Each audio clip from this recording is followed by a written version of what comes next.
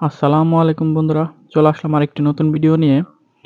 তো আজকে আমি ওয়েল্ডিং করছিলাম অনেক জায়গায়। তো একটা জায়গা আপনাদের মাঝে শেয়ার করব।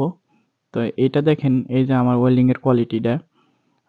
এটা কিন্তু প্রায় ২.৫ মিটার, ২.৫ মিটার লম্বা ওয়েল্ডিংটা ছিল।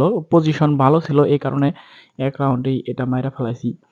তো এতখানি মারা একটু হার্ডই বলা চলে। কিন্তু এটা পজিশন ভালোর কারণে এই মাইরটা হইছে।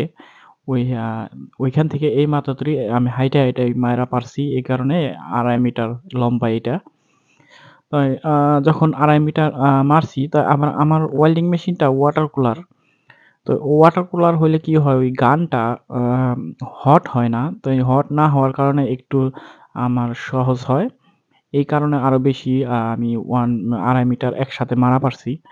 তাই উম আ দেখতেছেন, যখন আমি জুম করি তখন পুরোপুরি সুন্দরভাবে দেখা যায়। জুম না করলে জিনিসটা বোঝা যাইতেছে না। তো এইখানে এর আগে ছিল কিন্তু ওই ময়লা ছিল। পরে আমি ওই ময়লাটা কাপড় দিয়ে পরিষ্কার করার পরে আবার এয়ার গান দিয়ে এয়ারের সাহায্যে ওইটা পরিষ্কার করতাছি। তো আপনারা হয়তোবা দূর থেকে কিছুটা দেখতে পারতেছেন। আ এই যে দেখেন, জুম করলাম। তা আরেকটু বড় করে জুম করলে পরে আরো সুন্দর দেখাইতে পারবো আপনাদেরকে। আ এটা লং জুম করলে পরে কি হয়, লং জিনিসটা দেখা যায় না। এই যে দেখেন, ওয়েল্ডিং এর মাইরটা পুরা একটা, একটা করে গুনা যাইতেছে ওয়েল্ডিং এর স্টেপ।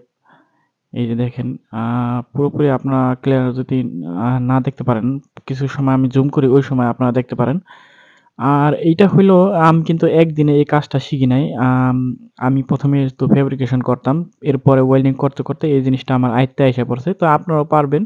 চেষ্টা করবেন সবাই, যে কাজটাই করেন ওই কাজটা ভালোভাবে মন দিয়ে শিখার জন্য। একদিন হয়তোবা কোনো একদিন আপনি ওই কাজ থেকে সফল হতে পারবেন। তো ধন্যবাদ সবাইকে। দেখা হবে নতুন আরেকটি ভিডিওতে।